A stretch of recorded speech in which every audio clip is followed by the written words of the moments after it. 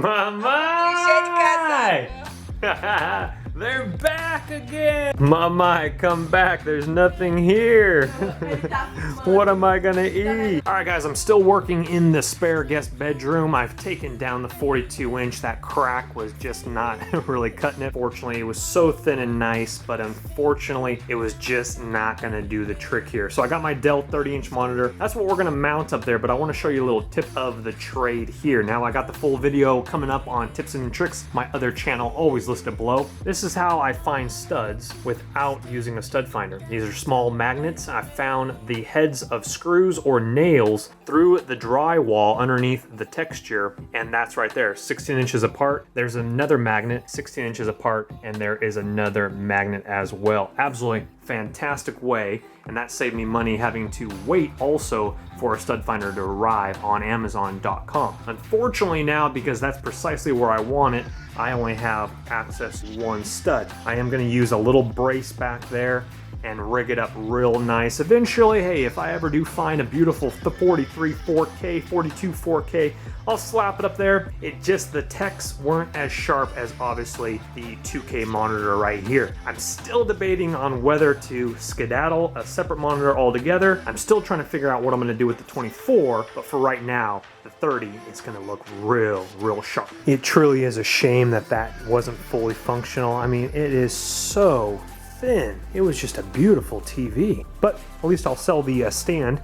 I was on eBay the other night, saw the stand was going for over 50 bucks, like 54 bucks. Awesome. And a quick break. We got apples, sunflower seed butter from Trader Joe's, and mesquite honey from Trader Joe's. This is the combination that will power you up. Obviously, I have 2 apples here because, well, normally I only have 1 apple or 2 slices of bread, but I'm out of bread. Time to go shopping.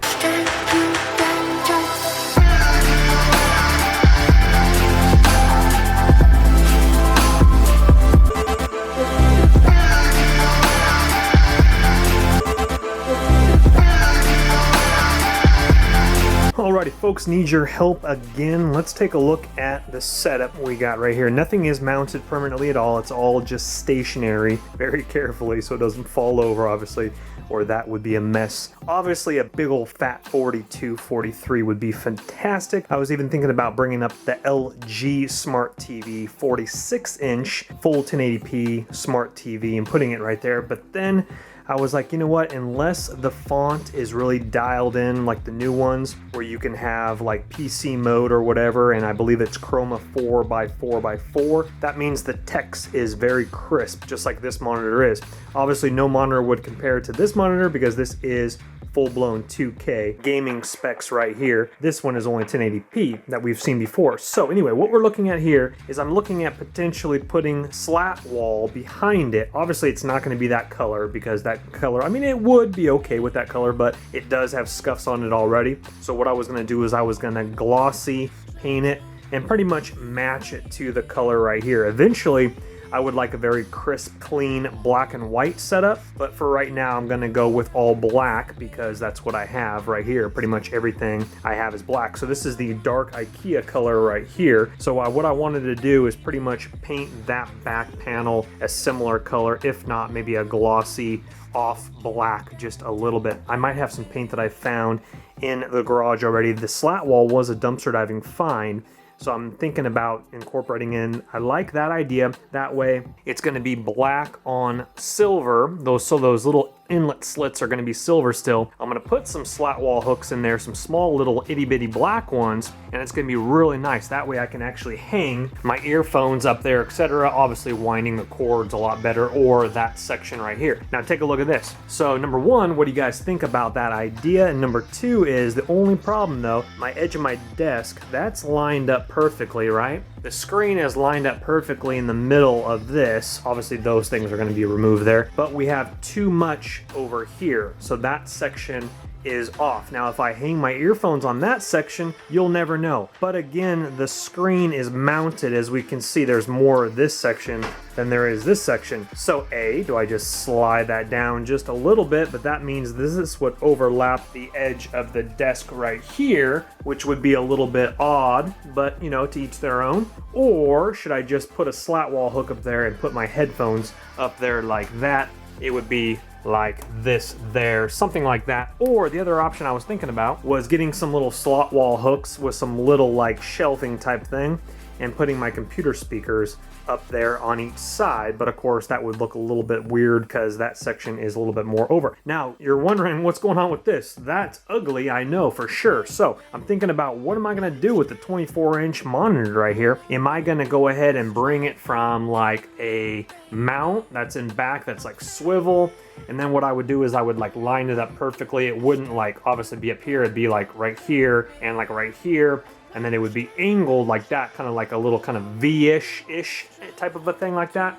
So picture, hold on, picture that, but tilted more straight up with this one aligned like this. And again, the mount wall would be there, full swivel, you would pull it out, and it would be the kind of mount that after you're done, you could actually push it back up flat against the wall, just like the mount I have for the television out in the garage.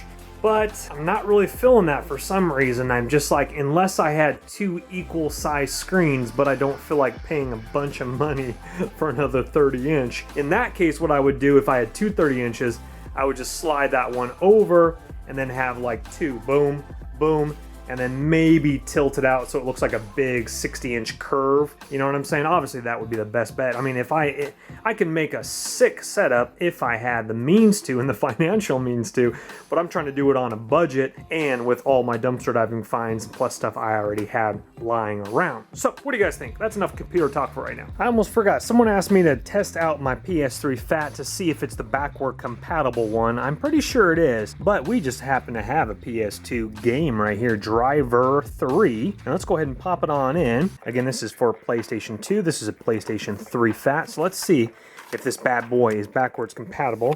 Trying to get this disc out with one hand. And let's go ahead and slide it on in there. And to the new subscribers, this PS3 Fat, when I grabbed it, it came with Tiger Woods. Well, I had to fix the yellow light of death. Once I fixed it, out came the game, baby. All right, let's see if this thing is backwards compatible. And to save data, blah, blah, blah. I don't really think we need to save any data. Let's go ahead and take my controller and see what's going on. To save data, you must create an internal memory card on the hard disk. Do you want to create it now? I'm going to go ahead and go negative on that one, Skyrider. Negative on that one. Let's go ahead and get that on over there. And then to save data, blah, blah, blah, blah, blah. We don't really care about that. Let's see if this game will start. I'm not even sure if I hit the right menu button. Let's see what's going on. Ladies and gentlemen, backwards compatible at its finest. The game is firing up. Oh yeah, backwards compatible, which means we got some dollar bills sitting right here, my friends. Dollar bills. It's playing the game. I'm gonna go ahead and play it to make sure we're all greasy. You know what I'm saying? Obviously PS2 DualShock analog controllers. Control part 1 is disconnected. Please reinsert and press X. DualShock. It's actually not a DualShock. Actually, I think it is actually.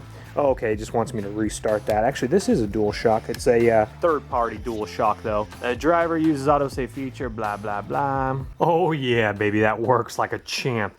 That works like a champ. I'm not sure if I have to mess around with the settings or not. Oops, there I go. It looks like maybe the PS2, because look at how big the Samsung TV is, and it kind of crops it in a little bit, but that might just be the settings on PS2 to PS3.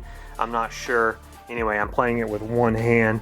Ladies and gentlemen, that's confirmed. That's backwards compatible. Oh yeah. All right, I know I said I wasn't going to talk anymore about computers, but I did come up with a rough draft. Let me show you, before we get to the main focus here, let me go ahead and hit those lights real quick. It looks a lot better with it lights off. Oh, I still need to hook up the computer speakers there. This is the rough draft. Again, rough draft, so don't think it's absolute junk quite yet because a lot of this is not going to be there. Again, I'm just setting it up, getting a rough draft in my head before I start screwing in things, because once I start making holes, then obviously it's a little bit worse to fix that. So I'd rather have it dialed in my head so I know what I'm doing for the approach tomorrow. So what we're looking at here, all these books down here will be removed. That will be floating on the slat wall right there. We have our color changing LED lamp right over here. We have our LED keyboard right here, which is not lit currently right now because the computer's not on. The Alienware lights up blue on the sides here, and on this side,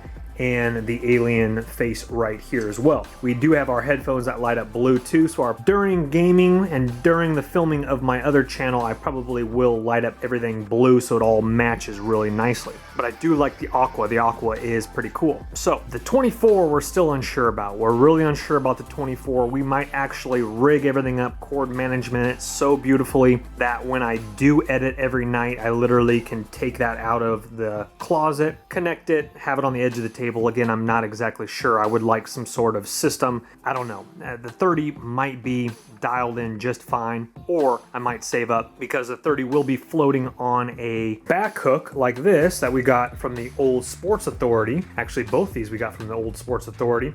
If I had two 30s, I could put 130 over there, 130 over there, but that's another story for another time. So again, the LED lights are absolutely sick and fantastic. It's just a little bit tricky figuring out, do I wrap it all the way around the edge here and then bring it back around the TV like that? Or do I skip the edges over here of the slat wall and over here and just have it where it is here? I really like it on top like this, right where the monitor is. So do I just square it up on the monitor and then float it down the end of my desk there as well? So it would be like end of the desk, the bottom of the slat wall, and then just around the square of the monitor, or do I go all the way up and around? And the slat wall will be black, of course, we mentioned that earlier.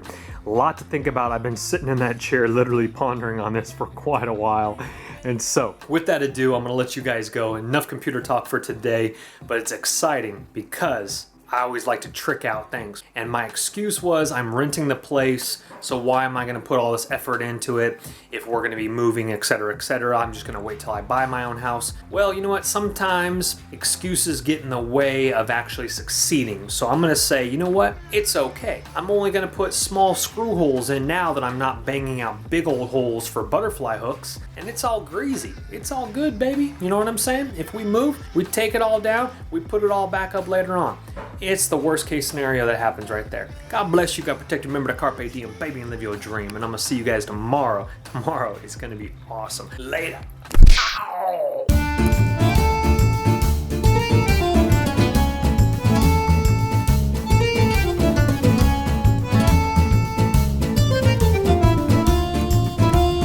What do you think, Groot?